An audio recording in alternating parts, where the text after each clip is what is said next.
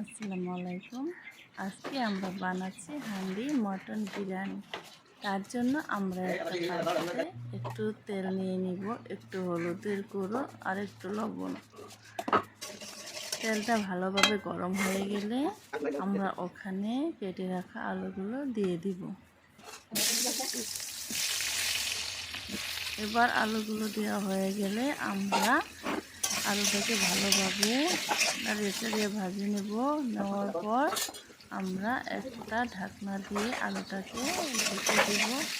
1 minute পর ঢাকনাটাকে খুলে আবার আলুটাকে লাড়িয়ে দিয়ে আর একটু ঢাকনা দিয়ে এবার আমাদের আলুটা ভাজা হয়ে গেছে। এখন একটা পাত্রে উঠিয়ে নিয়ে আমরা কড়াইয়ে আর একটু তেল দিয়ে দিব।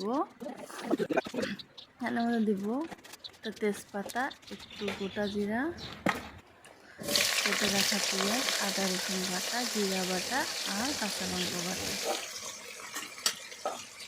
এবার আমরা পেঁয়াজ, আদা রসুন বাটা সবগুলোকে ভালোভাবে একটু ভেজে নেব। ভেজে নেওয়ার পর ওখানে স্বাদ অনুযায়ী লবণ, হলুদের গুঁড়ো, জিরার গুঁড়ো, লঙ্কা গুঁড়ো সব দিয়ে দেব। দেওয়ার পর আমরা মশলাগুলোকে একটু ভেজে নেব। ভেজে নেওয়ার পর মশলাটা কষানো করার জন্য আমরা একটু পানি দিই, ঢাকনা দিয়ে ঢেকে মশলাটাকে কষিয়ে নেব। মাঝে মাঝে একটু নাড়াচাড়া দিয়ে দিব যাতে মশলাটা পুড়ে না যায়।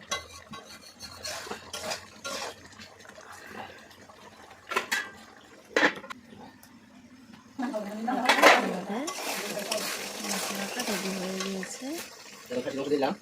আমরা ওই জায়গায় দিয়ে দিব ধুয়ে রাখা মাংসগুলো দেওয়া হয়ে গেলে ভালোভাবে নাড়িয়ে চাড়িয়ে আমরা একটা ঢাকনা দিয়ে মাংসটা কষান করে নিব। মাংসটা প্রায় কষান হয়ে গিয়েছে। এখন আমরা এখানে ভেজে রাখা আলুগুলো দিয়ে আর একটু কষিয়ে নিব। ভালোভাবে কষানো হয়ে গেলে আমরা মাংসটা সিদ্ধ হওয়ার জন্য ওখানে একটু পানি দিয়ে এখন আমরা মাংসটাকে সিদ্ধ হওয়ার জন্য রেখে চালটা রেডি করে নিই। আমরা এখন চালটা রেডি করতে চলে যাব। চালটা আগে ভালোভাবে ধুয়ে এখানে তেজপাতা, গরম মশলা একটু দিয়ে সব কিছু দিয়ে আমরা চালটাকে 90% সিদ্ধ করে নিব। আর এর মধ্যে গ্যাসে একটা কড়াই বসিয়ে ওখানে আমরা পেঁয়াজটা কিছু কুচি করে রাখা পেঁয়াজ আমরা ভেজে নিব, বেরেস্তা বানিয়ে নিব বিরিয়ানির জন্য। এবার দেখুন আমাদের চালটা হয়ে গেছে। এখন আমরা এটাকে একটা পাত্রে ভালোভাবে সেঁকে নিব। চালটা সেঁকে নেওয়ার পর আমরা একটা পাত্র নিয়ে ওখানে ভালোভাবে ঘি মাখিয়ে ওখানে আমরা এই চালটা কষান করে রাখা মাংস সব দিয়ে আমরা লেয়ারভাবে সাজিয়ে নিব। ভালোভাবে সাজানো হয়ে যাওয়ার পর এখন আমরা কি করি,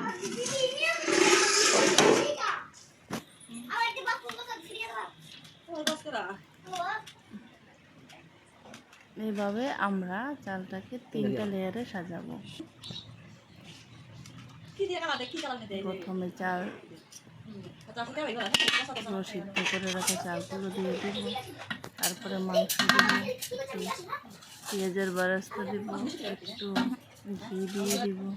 দেওয়ার পর আমাদের 1 নম্বর লেয়ারটা কমপ্লিট। তারপর আমরা আরেকটা সিদ্ধ চালের লেয়ার দিয়ে দিব।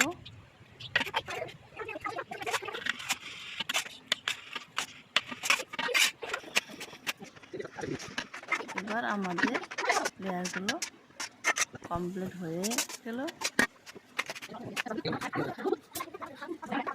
এখন আমরা একটা ওড়না দিয়ে মুখটা একটা ভালো ঢাকনা দিয়ে ওড়না দিয়ে বেঁধে দেবো। দিয়ে আমরা এটাকে 20 মিনিটের জন্য একদম লো মিডিয়াম আছে আমরা এটাকে চালটাকে সিদ্ধ হতে দিব। দেখুন আমরা 20 মিনিট পরে ফিরে আসলাম, আমাদের বিরিয়ানি রেডি হয়ে গেছে।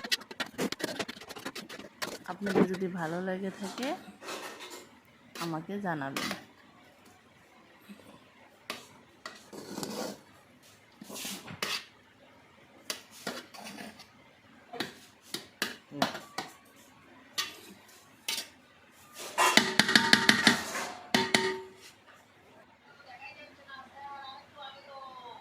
এটা যেমন দেখতে সুন্দর হয়েছে তেমন খেতেও সুন্দর হয়েছে।